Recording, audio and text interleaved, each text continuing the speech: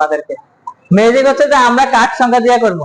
কাঠ আমরা সাধারণত জানি কাঠ সংখ্যা গুলো কেমন। প্রথমে একটা, প্রথমে কয়টা থাকে, এরপরে কয়টা, তারপরে তারপরে তারপরে এবার আমরা ধরো একটা কাঠ রাখলাম, দুইটা আঁকলাম, তিনটা আঁকলাম, চারটা আঁকলাম, তারপরে ধরো পাঁচটা পর্যন্ত আঁকলাম স্যারে।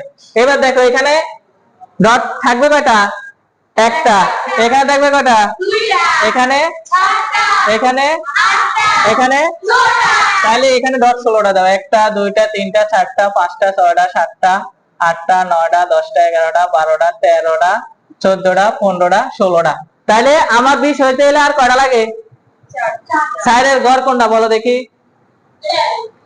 এটা একটা, এটা দুইটা, এটা কয়টা? সাইডের ঘর না?